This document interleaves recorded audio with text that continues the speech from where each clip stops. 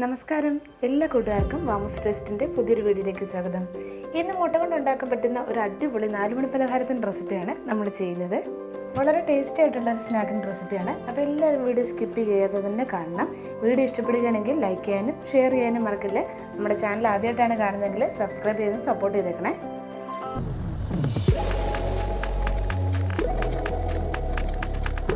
ആദ്യം തന്നെ ഞാനിതിലേക്ക് 2 കോഴിമുട്ട പുഴുങ്ങിയെടുത്തിട്ടുണ്ട്. മുട്ടത്തോടൊക്കെ മാറ്റി എടുത്ത് വെച്ചിരിക്കുകയാണ്. ഇതുപോലൊരു ഗ്രേറ്ററിൽ ഇതൊന്ന് ഗ്രേറ്റ് ചെയ്തെടുക്കാം. ഇനി ഇതിലേക്ക് ഒരു മസാല നമുക്ക് തയ്യാറാക്കി എടുക്കണം. അപ്പോൾ മസാല തയ്യാറാക്കുന്നതിന് മുമ്പ് തന്നെ ഇതുപോലെ മുട്ട ഗ്രേറ്റ് ചെയ്ത് മാറ്റി വെക്കണം.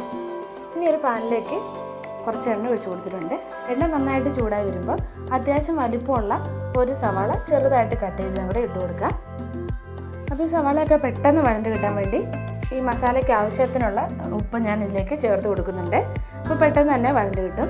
ഒത്തിരി ഒന്നും കളർ ചേഞ്ച് ആവേണ്ട കാര്യമൊന്നുമില്ല, ജസ്റ്റ് ഒന്ന് വാടി കിട്ടിയാൽ മതി. ചെറുതായിട്ടൊന്ന് കളർ ചേഞ്ച് വന്നിട്ടുണ്ട്. ഈ സമയത്ത് ഇതിലേക്ക് 1 ടീസ്പൂൺ ഇഞ്ചി വെളുത്തുള്ളി പേസ്റ്റ് ചേർത്ത് കൊടുക്കാം. 2 പച്ചമുളക് ചെറുതായിട്ട് കട്ട് ചെയ്ത് കൂടെ ചേർത്ത് ഒന്ന് മിക്സ് ചെയ്യാം. അപ്പോൾ ഇതിൻ്റെയൊക്കെ ആ റോസ് സ്മെല്ലൊക്കെ ഒന്ന് മാറി വരുന്നിടം വരെ ഒന്ന് ഇളക്കാം. ലോ ഫ്ലെയിമിലിട്ടിട്ട് ഇനി പൊടികൾ ചേർത്ത് കൊടുക്കാം. 1/2 ടീസ്പൂൺ മുളക് പൊടി, 1/4 ടീസ്പൂൺ മഞ്ഞൾപ്പൊടി, 1/2 ടീസ്പൂൺ ചിക്കൻ മസാല, ഇത്രയും ചേർത്ത് ഒന്ന് മിക്സ് ചെയ്യാം. അപ്പോൾ നമ്മുടെ എരിവിനനുസരിച്ച് പൊടികളൊക്കെ ചേർത്ത് കൊടുക്കാൻ ശ്രദ്ധിക്കണം. ഞാൻ ചേർത്ത് കൊടുത്തിരിക്കുന്ന മുളക് പൊടി അത്യാവശ്യം നല്ല എരിവുള്ളത് തന്നെയാണ്. പൊടികളിലൊക്കെ പച്ചമണം മാറുന്നിടം വരെ നന്നായിട്ടൊന്ന് മിക്സ് ചെയ്തെടുക്കാം. ഇനി ഞാനിതിലേക്ക് കുറച്ച് കറിവേപ്പില ഇട്ട് കൊടുക്കുന്നുണ്ട്. അപ്പോൾ നിങ്ങൾക്ക് വേണമെങ്കിൽ മല്ലിയില യൂസ് ചെയ്യാം. അതും കൂടെ ചേർത്തൊന്ന് മിക്സ് ചെയ്യുന്നുണ്ട്. അപ്പോൾ ഇതിൻ്റെയൊക്കെ ആ പച്ചമണമൊക്കെ മാറുന്ന സമയത്ത് നമ്മൾ ഗ്രേറ്റ് ചെയ്ത് എടുത്ത് വെച്ചിരിക്കുന്ന മുട്ട ചേർത്ത് കൊടുക്കാം. മുട്ട ചേർത്ത് 1 മിനിറ്റ് നന്നായിട്ട് മിക്സ് ചെയ്യാം. നമ്മൾ ചേർത്ത് കൊടുത്ത മസാലയൊക്കെ മുട്ടയിൽ നന്നായിട്ട് പിടിക്കാൻ വേണ്ടിയാണ്. ഈ സമയത്ത് ആവശ്യത്തിനുള്ള ഉപ്പ് ടേസ്റ്റ് നോക്കിയിട്ട് ഉപ്പ് വേണമെങ്കിൽ ചേർത്ത് കൊടുക്കാം. അപ്പോൾ ഞാൻ ആദ്യം ചേർത്ത് കൊടുത്ത ഉപ്പ് ഇതിലേക്ക് കറക്റ്റ് ഭാഗമായിരുന്നു, പിന്നീട് ഞാൻ ചേർത്തിട്ടില്ല. ഇനി ഇത് മാറ്റി വെക്കാം. ഒരു മൈദ മിക്സ് തയ്യാറാക്കാനുണ്ട്. അപ്പോൾ 1/3 കപ്പ് മൈദ ഞാൻ എടുത്തിട്ടുണ്ട്. ഇത്രയൊന്നും വേണ്ട, തീരെ കുറച്ച് മൈദ എടുത്താൽ മതി. വേറൊരു ആവശ്യത്തിനും കൂടെ വേണ്ടി കുറച്ച് കൂടുതൽ എടുത്തതേ ഉള്ളൂ. കുറേശ്ശായിട്ട് വെള്ളം ഒഴിച്ച് ഇതുപോലെ പേസ്റ്റ് പരുവത്തിൽ ഒന്ന് മിക്സ് ചെയ്തെടുക്കാം. ഇനി ഇതിലേക്ക് ഒരു മുട്ടയുടെ മിക്സും കൂടി തയ്യാറാക്കാനുണ്ട്. ഒരു ബൗളിലേക്ക് ഒരു കോഴിമുട്ട പൊട്ടിച്ചൊഴിച്ച് കൊടുത്തിട്ടുണ്ട്. അതിലേക്ക് കുറച്ച് ഉപ്പും കൂടി ഇട്ട് ഒന്ന് മിക്സ് ചെയ്തെടുക്കണം. അപ്പോൾ ഞാനിവിടെ ബിസ്ക്കറ്റാണ് ചെയ്യുന്നത്. 1 സ്പൂൺ ഇട്ടായാലും അതുപോലെ മിക്സ് ചെയ്തെടുത്താൽ മതി. ഇനി ഇതൊന്ന് കോട്ട് ചെയ്തെടുക്കാനായിട്ട് കുറച്ച് സേമിയ ചെറുതായിട്ട് കട്ട് ചെയ്തെടുത്തിട്ടുണ്ട്. അപ്പോൾ ഈ സ്നാക്ക് തയ്യാറാക്കാനായിട്ട് ഇതുപോലെ കുറച്ച് സമൂസ ഷീറ്റ് വേണം. ഇത് ഞാൻ വീട്ടിലുണ്ടാക്കിയെടുത്തതാണ്. ഹോം മെയ്ഡ് സമൂസ ഷീറ്റിൻ്റെ റെസിപ്പി ഞാൻ അപ്ലോഡ് ചെയ്തിട്ടുണ്ട്. തീർച്ചയായിട്ടും അത് കാണാത്തവരൊന്ന് കയറി കാണണം.